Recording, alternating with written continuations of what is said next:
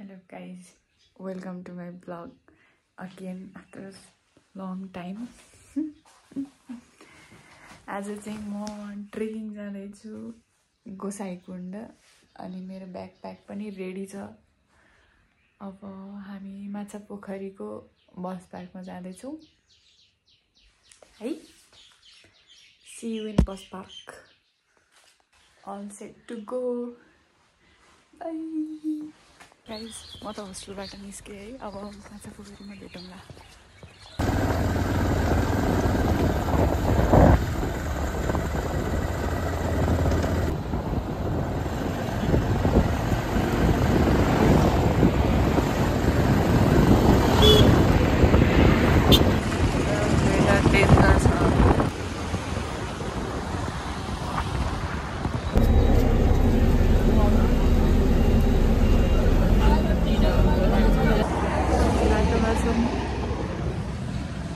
अब 10-15 मिनटमा 9:20 चाहिँ आयो। पानी पनि पर्दैछ हल्का। अहिले चाहिँ हामी दूर नगरपालिकामा छौँ नुवाकोट। अब यो चाहिँ सायद घुम्दै जाने बाटो हो।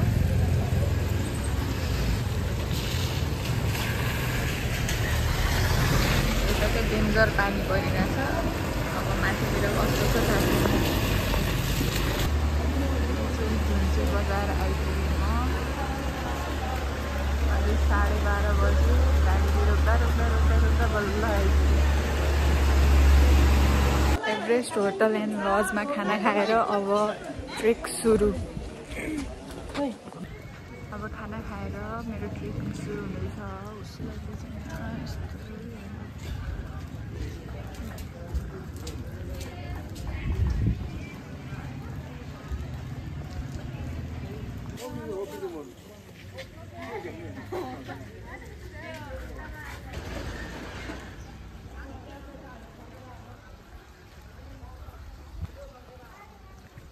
बुआ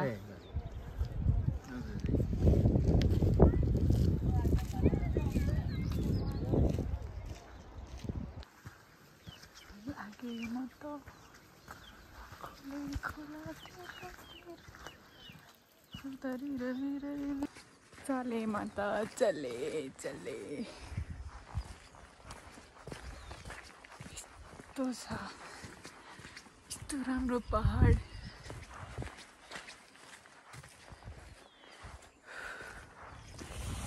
कति राम्रो ठाउँ। Rasuwa. This is mesmerizing. Into the nature, inside the nature, from the nature. Ooh.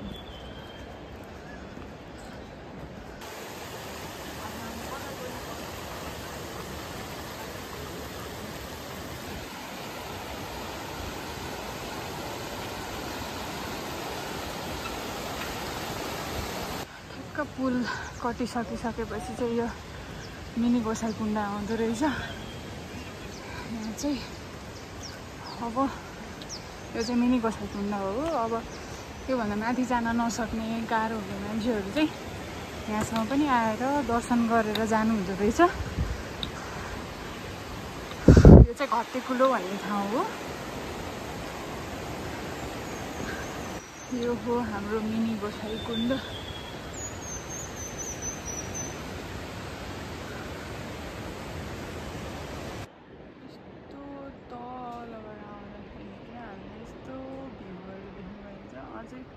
कहाँ पुग्नु छ मलाई थाहा छैन। माथि होला सायद त्यो टपमा।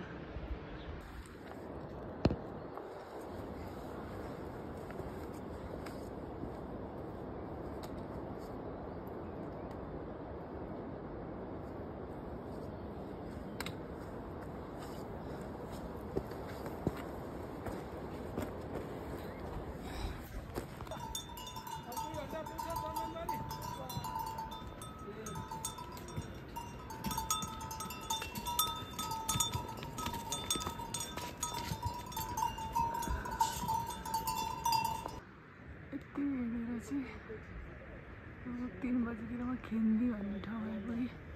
अब यहाँबाट चाहिँ 3 घन्टा लाग्छ अरे चन्दनबारी। पुग्छु कि पुग्दिनँ मलाई थाहा छैन।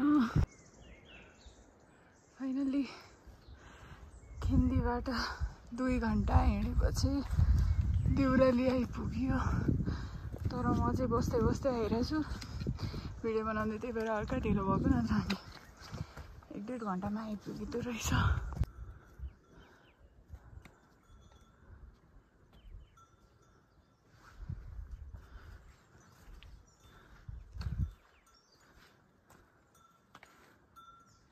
दिउँसो 6 बज्दैछ, अझै म त जङ्गलको बिचमै छु।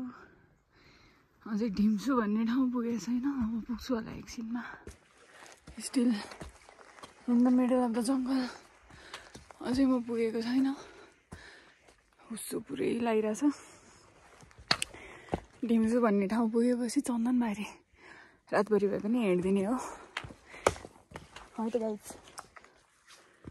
फाइनली ढिम्सा भन्ने ठाउँ आइपुगेँ म। मेरो आवाज के भयो यस्तो? ए हुस्सो लागिरहेछ यहाँ त। बस्न चाहने मान्छे ऊ त्यहाँ बस्दा पनि हुन्छ, तर म बस्दिनँ, किनभने भोलि बिहान मलाई गोसाइकुण्ड जान इजी हुन्छ। त्यही भएर म हिँड्छु आजै। Okay by.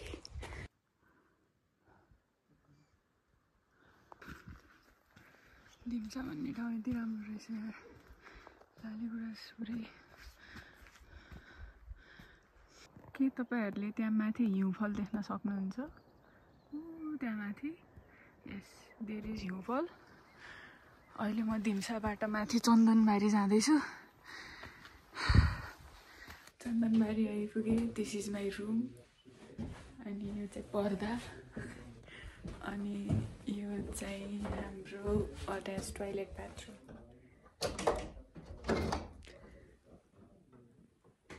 Little Buddha guest house आउनु होला है, एकदम राम्रो छ।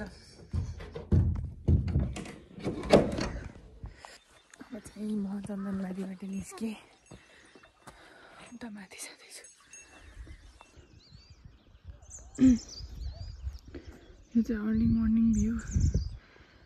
अहिले 5:45 भएको छ। माल टल्किरहेछ।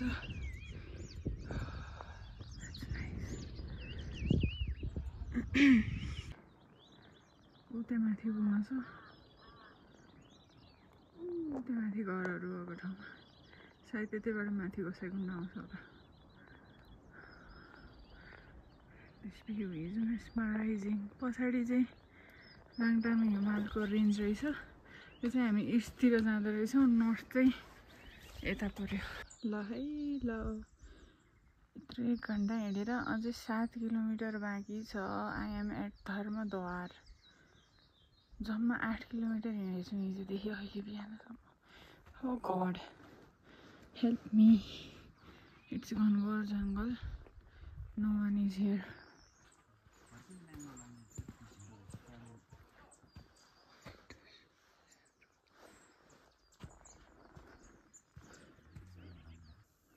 यो चाहिँ चोलाङपाटीबाट देखिने भ्यू, यस्तो दामी छ।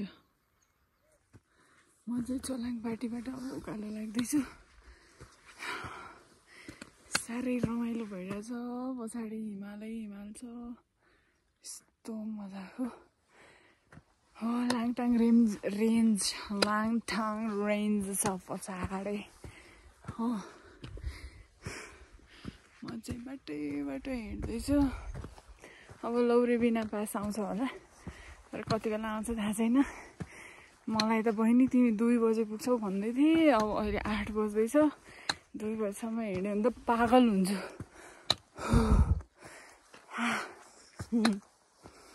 तपाईँहरू पनि अवश्य आउनु होला है। हेलो गाइज, म चाहिँ अहिले लौरेबिना पास आइपुगेँ। यस्तो छ यहाँको भ्यू। अब यहाँबाट 3 घन्टा लाग्छ अरे गोसाइकुण्ड जान, भनेपछि म 11 बजी पुग्छु होला सायद। एकछिन म चाहिँ पानी पिउँदैछु।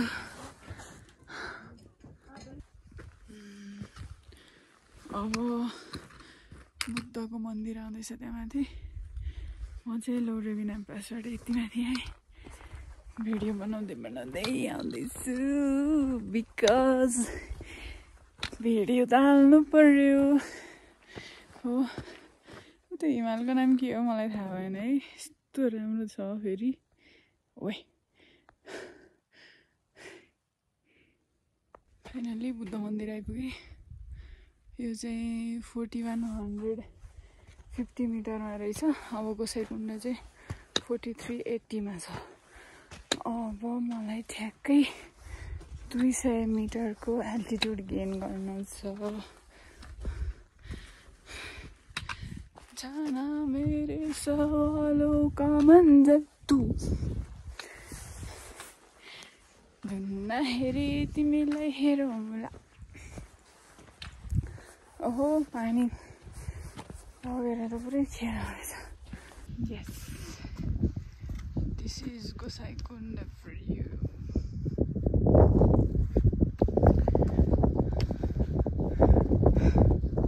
एउटा कुण्ड आइपुग्यो। त्यो गोसाइँकुण्ड चाहिँ होइन, त्यो कुण्डको नाम चाहिँ मलाई थाहा छैन। गोसाइँकुण्ड आइपुगेँ म फाइनली।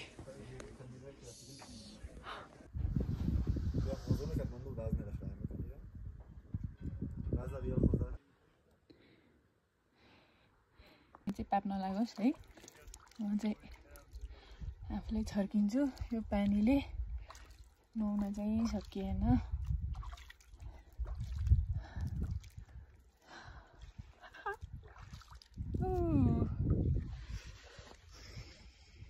यो चाहिँ गोसाइँकुण्डको मन्दिर। ओम नमः शिवाय, ओम नमः शिवाय, ओम नमः शिवाय, ओम नमः शिवाय।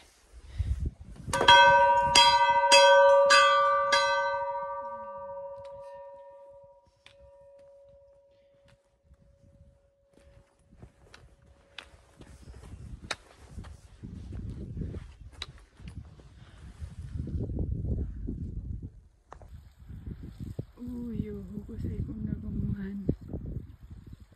यहाँबाट यता पानी जान्छ। अब यत्रो टाढा त आइसकेँ होइन, सूर्यकुण्ड पनि घुमेर जान्छु है। अब मैले चाहिँ 4600 को एलिभेसन गेन गर्न छ। अहिले म 43 मै छु। 300 मिटर गेन गऱ्यो भने चाहिँ सूर्यकुण्ड आउँछ। मोस्ट प्रोबेबली उ त्यो पछाडि होला। Let's see. Water relief.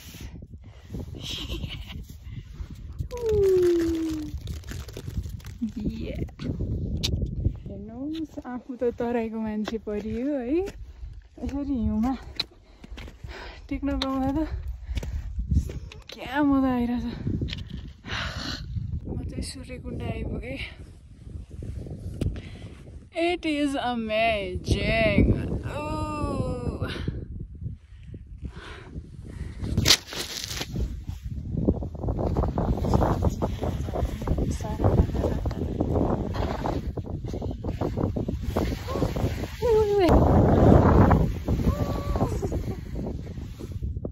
Now by by guys, म चाहिँ फर्किँदैछु अब गोसाइँकुण्डबाट। म अर्को भ्लगमा भेट्नेछु है।